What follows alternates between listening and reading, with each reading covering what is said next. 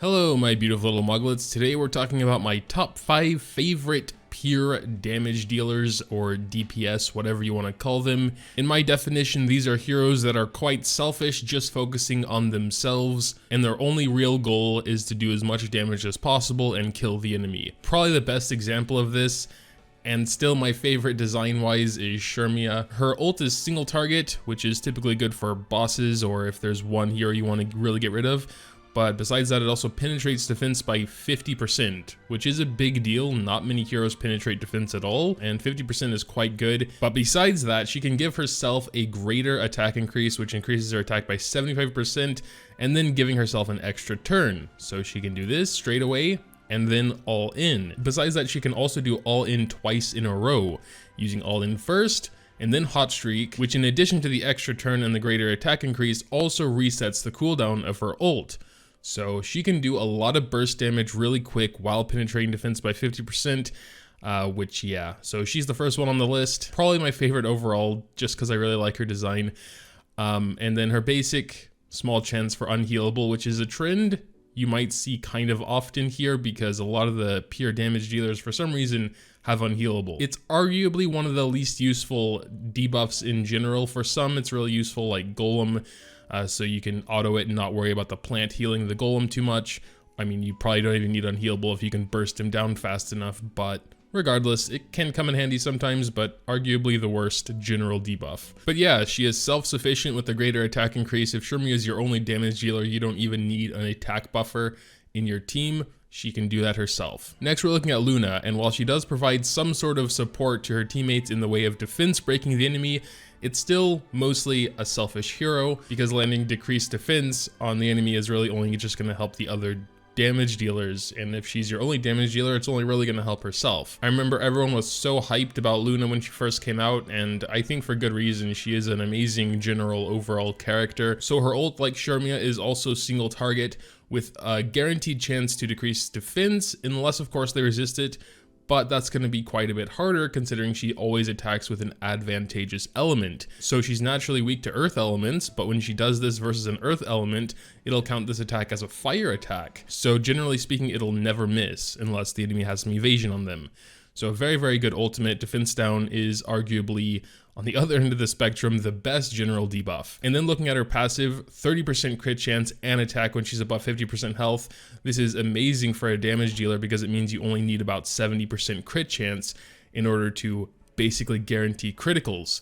Until she falls under 50% HP, in that case she gets more survivability in the way of crit chance resistance and defense. Her basic skill can actually do more damage than her ult, or maybe on par. I haven't really looked at the numbers, but it can still be incredibly powerful, but it is RNG dependent, because not only are the number of slashes gonna decide the actual damage it outputs, but also it decides how fast her ult gets cooled down. Overall, an incredibly powerful hero you can pretty much bring anywhere, especially with the advantageous element on her ult. Next, we're looking at my very first natural 5-star, Says.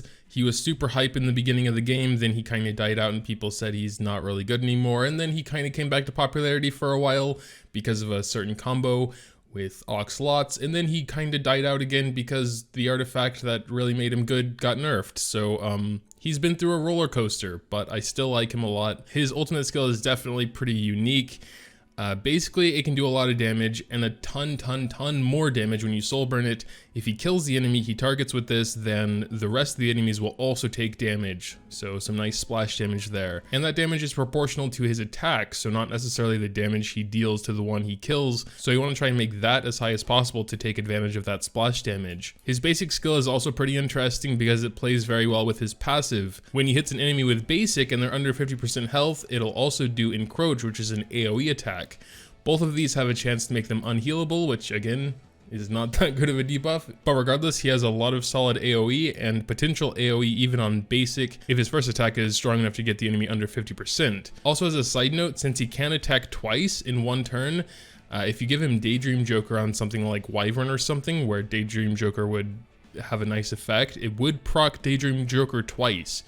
I did hear this kind of a while ago, so take that with a grain of salt. I'm not sure if it's been patched or whatever, but Should try it out. Next up on the list, we got Viking. She does actually have a bit of support ability in her ult, where she'll increase the combat readiness of all allies by 25%. But I'm not sure if that's enough to throw her from pure DPS to sub DPS or something, especially because her damage potential is quite high. One of the reasons being that straight off the bat, she can do her second and third skill in one turn. Her second skill will grant her an extra turn, as well as chances to bleed, quite a few bleeds there as well. And then she can do her ult, which is a single target attack, exploding the bleeds you place on the enemy. So a lot of big burst damage potential there. Her basic skills can land even more bleeds and decrease the cooldowns of the other two skills. So the thing with Viking is you need to make sure she guarantees that critical. You can see mine's only at 87%, but I typically take her with Sheree, which has the critical hit chance artifact on it, so none of my heroes necessarily need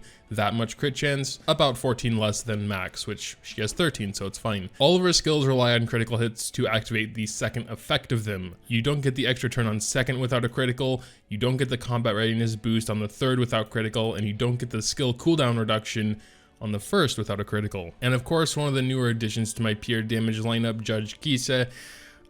Yeah, she is a little bit hard to get, being a Moonlight 5-star and all, but kinda had to throw her in here. Her second skill alone is incredibly deadly and AoE, and if you soul burn it, you can get an extra turn and then do her third, which can increase their skill cooldowns 3 times by a turn. There actually has been a problem with this for quite a while, where it would only proc, I believe, up to twice, but I believe they're fixing that soon. Maybe it's already been fixed. She does have a couple other things besides pure damage. She has a pretty small chance to decrease defense on her basic. That does go up to 50% if you give her some Moglets. Chance to dispel a buff on End of Evil, which is actually a pretty big deal in a lot of cases. And then of course the increased skill cooldown. But I would say none of it is super supporty, because I think her main goal is damage, especially in a cleave-like team. So those are my top 5 favorite, but I want to do some honorable mentions as well. Raavi being one of them, of course. I didn't really throw her in because while she can definitely do a ton of damage with her soul burned basic, I'm also kind of using her as a tank. She is my front line in Labyrinth, and she can take the damage pretty well while outputting a lot. So that for me kind of feels more like a sub DPS, even though she can output a lot of damage. It would just kind of feel weird calling Raavi a pure damage dealer, you know? But I did want to mention her because I really do like her. And then there's Watcher Sheree, which I actually had in my top 5 at first, but then I just kind of removed because I'm like, I'm not really using him as a pure damage dealer, even though I know he has the potential to be one. I'm using him to hold on to this artifact that gives me critical chance and his speed imprint. In his current gear, he can do decent single target damage, but it's not like mind-blowing or anything, especially considering he's one of the dudes that completely and totally penetrate their defense, you know? So I kind of just expected more when I first read his skills, and I've been using him for a while, but I don't know, just didn't impress me too much. And then the rest of his skills do pretty much no damage at all, so yeah. Another honorable mention is Celestial Mercedes. I really wish I hadn't put those things into normal Mercedes, because now her memory imprint is going to be stuck at A rank forever. She is another one that can potentially do her third and second skill in one turn. Her third skill is an AoE, and not only does it give herself an attack buff, but it also increases her own combat readiness by 20% per critical. So if she has full critical and there are 4 enemies, that's 80%. If you had a specific artifact that increased her combat readiness by another 20% while hitting all enemies, it would be 100 and she'd get back to right where she was, and then she could do her second. I unfortunately do not have that artifact, so I can't do that, but still, 4 enemies, 80%, you're almost back to where you were, and then you can do second skill, which is another AoE, and at that point you would have an attack buff. So potentially very strong, quick burst AoE damage. She's missing a couple pieces of gear now. I think one of the newer heroes is borrowing it for a moment. You know, when I'm making videos and want to showcase a hero, I want them in decent gear so that they're at least somewhat impressive. And for our final honorable mention, we got Commander Lorina. She is probably one of the purest forms of pure DPSs because she literally does nothing for the team. I mean, with her third skill, she can decrease the combat readiness of an enemy, so I guess that's kind of a bit of something, but she increases her own combat readiness with basic, she increases her own attack with passive, and this is just a single target attack. Commander Lorina was the go-to for all of us at the beginning, and I still think new players should go for her, especially now that you can enhance all of her skills with just Stigma and basic catalysts. No Moglets is required there anymore, so once you max out all those skills, you know, she could be a beast. She could probably be a beast still. Again, she doesn't do too much else for your team, but very, very solid damage dealer regardless. Plus, she is free to get. She is Dark Element. Just really nice and solid overall. I didn't throw Kin in there because he's kind of weird. Mainly just have him on defense. He can do a ton of damage, but like, he's just weird. Also, I haven't played with him enough to call him a favorite. But yeah, I suppose that'll pretty much do it for today's video. Make sure to tell me what you think in the comments down below. If you have your own favorite pure damage dealers, you can drop them down there as well. You can criticize me for not mentioning your favorite or whatever, but do keep in mind these are my favorites, not like necessarily the best or anything. And also, I'm not going to mention any I don't have because, you know, I kind of like to have some experience with the heroes before I'm going to call them my favorites. That sounds pretty reasonable, doesn't it? But anyway, that'll do it. Leaving a like if you happen to enjoy is always greatly appreciated as well. Thanks, as always, for watching, and until next time.